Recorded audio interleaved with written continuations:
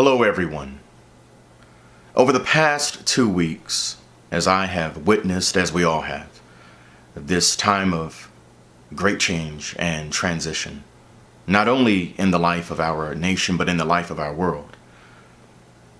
In varying ways, there have been parishioners and just brothers and sisters everywhere, men and women from different walks of life who have reached out to me and who have inquired of me, what would I like to see happen as a result of this? What would I like to see done? Where do we, as not only Americans, where do we as human beings move from here?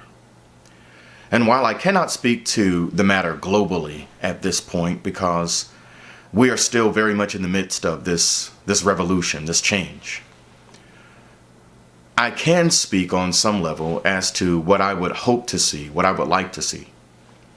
And now I would state I am by profession and by calling a pastor, a minister of the gospel.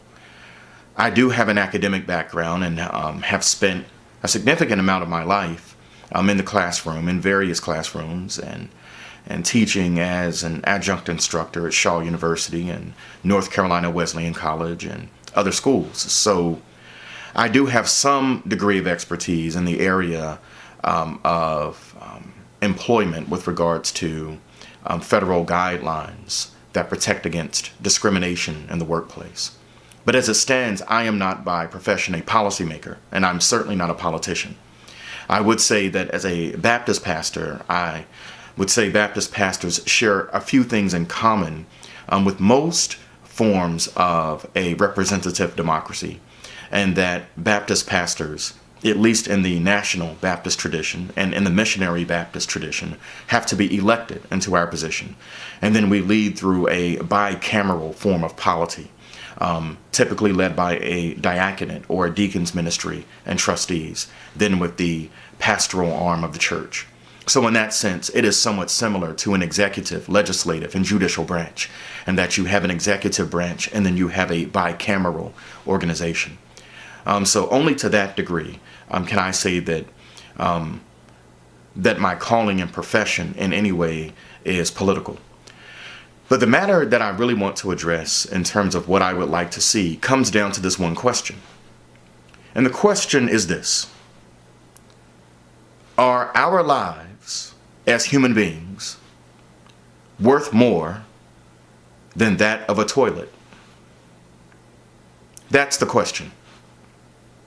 Is the life of my daughter worth more than a toilet?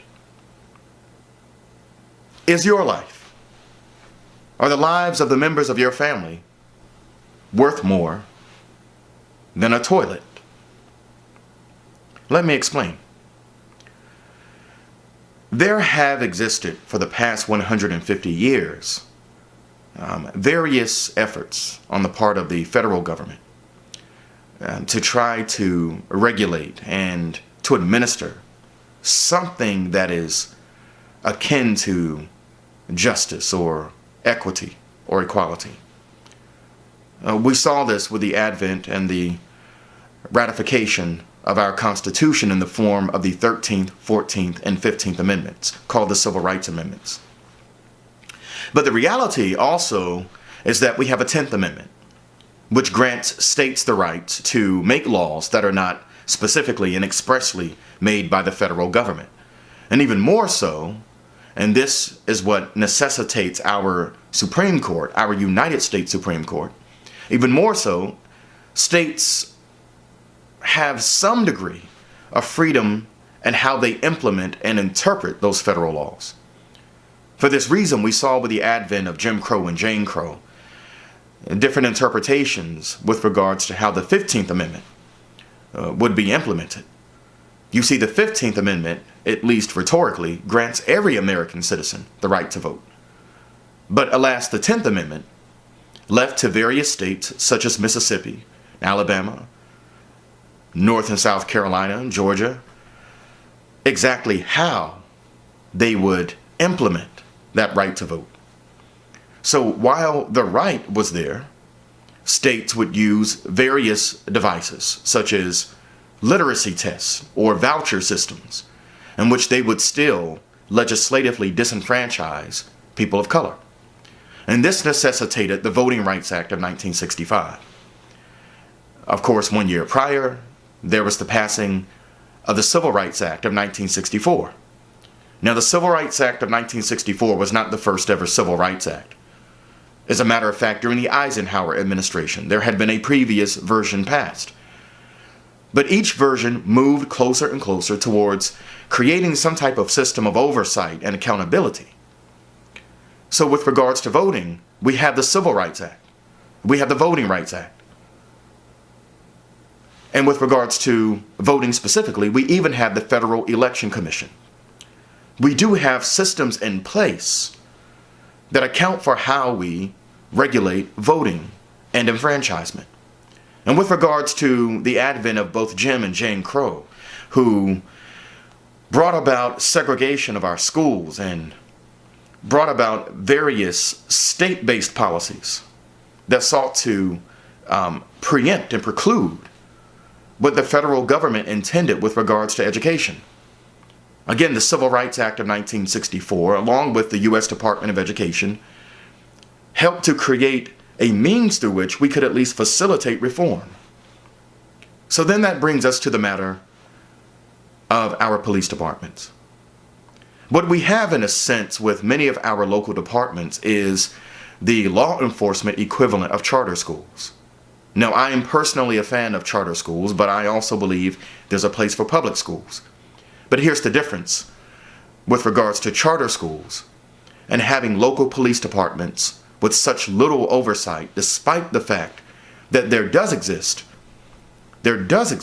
some means through which there can be a greater regulation and a sense of accountability and a reality of accountability for our officers.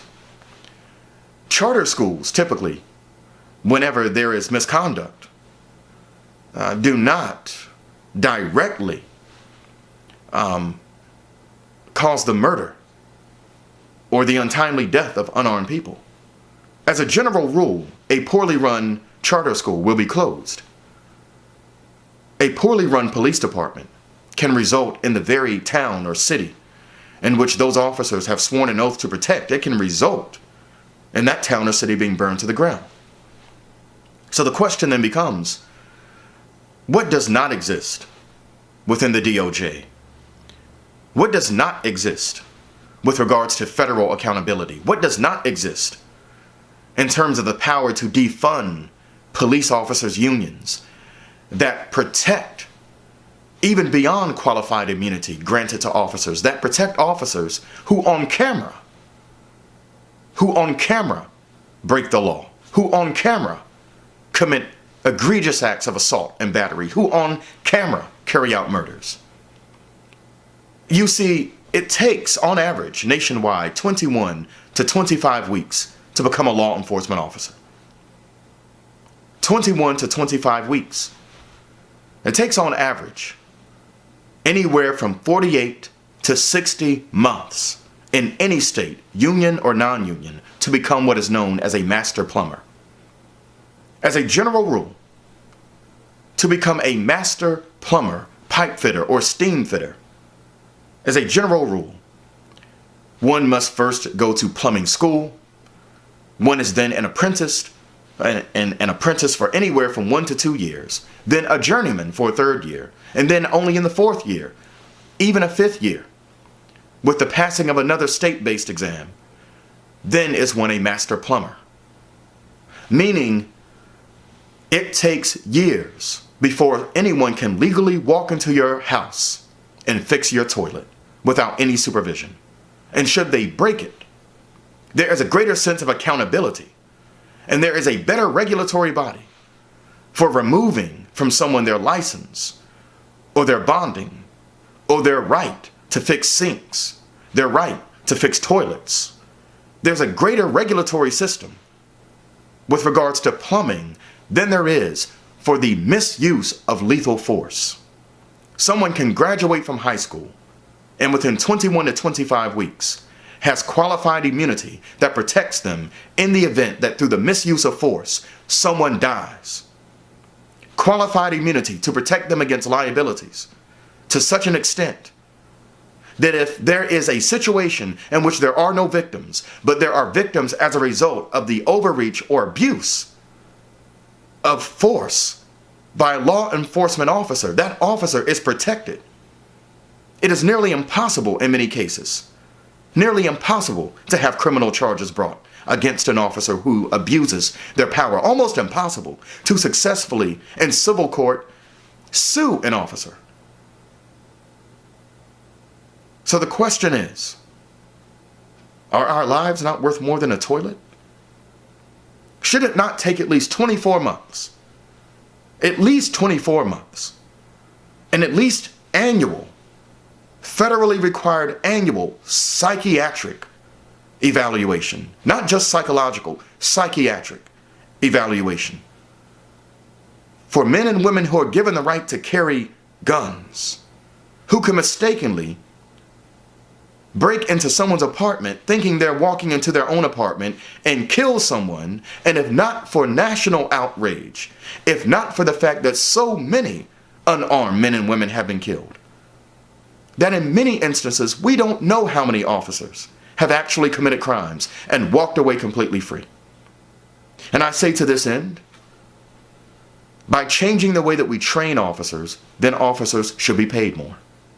See, you must understand, my father was not only a pastor, my father was a police officer, both in military life and in civilian life.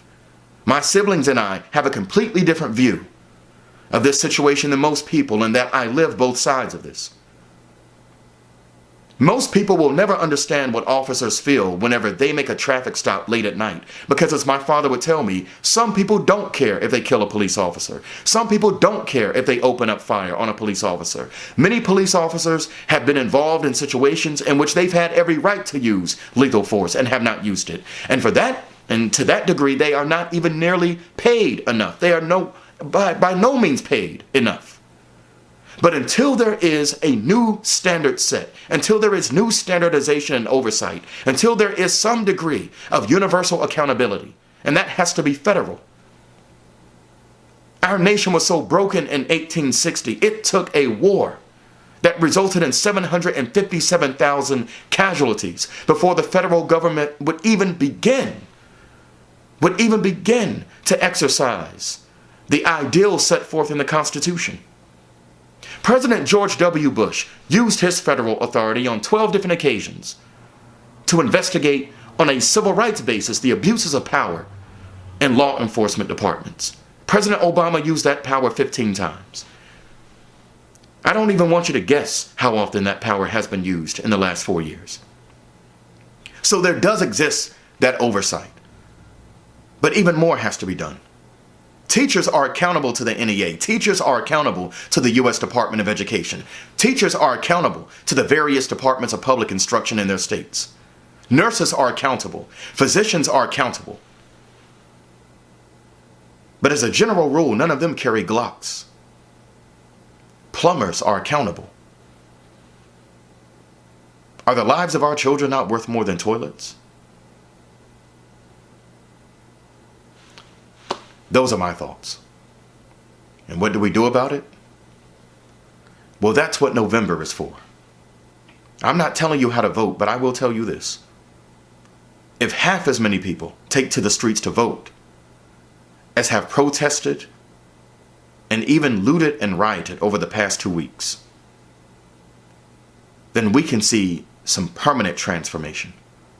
And the standard that we should set for ourselves is maybe one day, if not our children, maybe one day, if not our grandchildren, then maybe one day, maybe even our great-grandchildren will look back on this time and not even be able to recognize that in any shape, form, or fashion, we could have been so barbaric. Maybe we can make of this society a place where there will come a point in time that people will read history books and will say, I cannot believe that this happened. It won't be a quick process. Our nation is a young nation. But in our youth, there's the opportunity to be better. All of us. I leave these thoughts with you. And I thank you for your time. God bless you, Take care of yourselves.